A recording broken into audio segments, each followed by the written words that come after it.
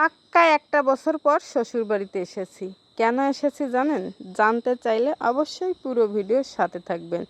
Hello everyone, শুরু করছি একটা নতুন ভিডিও। আশা করি ভিডিওটি সবার অনেক বেশি ভালো লাগবে।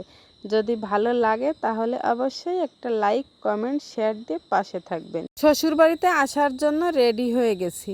রেডি হয়ে বর আর আমি দাঁড়িয়ে আছি ছেলের অপেক্ষায়। ছেলেও বের হয়েছে, আমরাও বের হয়ে পড়লাম।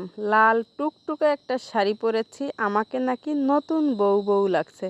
তো আমার কিন্তু ভালোই লাগে লাল লাল শাড়ি পরতে। লাল সব জিনিসই আমার খুব পছন্দের। সকালবেলা ঘুম থেকে উঠেই আমার বর আমার বড় ব্যাগ, মানে যে ব্যাগে জামা কাপড় সবার গিফট সবগুলো রেখে আসছে।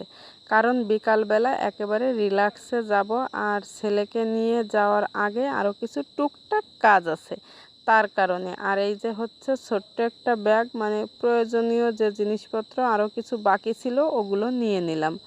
আমরা হচ্ছে এই যে বের হয়েছি একেবারে দুপুরবেলা, প্রচুর রোদ ছিল। ছেলেতে খুব ব্যস্ত হয়ে পড়েছে বাড়ি যাওয়ার জন্য, তার কারণে দুপুরবেলায় বের হলাম খাওয়া দাওয়া করে।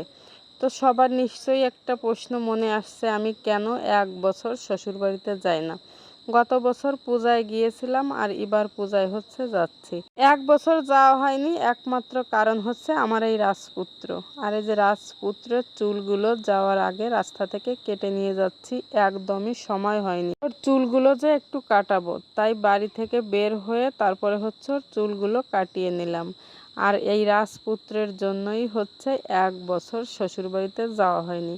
কারণ ওর লেখাপড়া, তারপরে প্রাইভেট, গানের টিচার, কবিতার ক্লাস সব কিছু মিলে হচ্ছে আমার যাওয়া হয়নি। আসলে অন্য কোনো কারণ নেই, কোনো রাগারাগি বা কোনো সমস্যা নেই। আর এই হচ্ছে আমার একটা প্রিয় দিদি, মৌসুমী দিদি।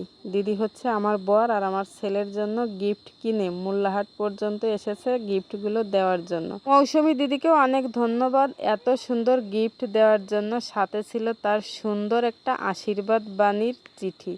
আর এই যে আমার শ্বশুরবাড়িতে চলে এসেছি। আমরা কিন্তু এখানে থাকি না, একমাত্র আমার শাশুড়িই থাকে।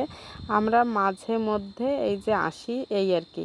তো শ্বশুরবাড়িতে এসেই জামা কাপড় চেঞ্জ করে আগে একটু ভিডিও করে নিলাম। খাওয়া দাওয়া অবশ্য আমি বাড়ি থেকে করে এসেছি।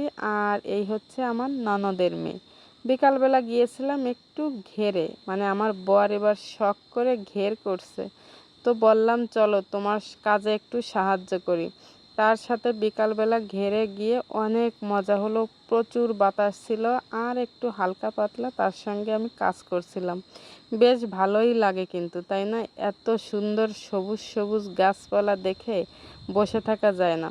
আমার ছেলে বলছিল, মা চারিদিকে সবুজ, তুমি একটু ভিডিও করো, দেখবে এই ভিডিওটা পরেই উঠে যাবে। তো যাই হোক, এই যে গাছগুলো পড়ে যাচ্ছিল, আমি একটু বেঁধে বেঁধে দিচ্ছিলাম, আর ভিডিওটাও এই পর্যন্ত শেষ করে দিলাম। টাটা।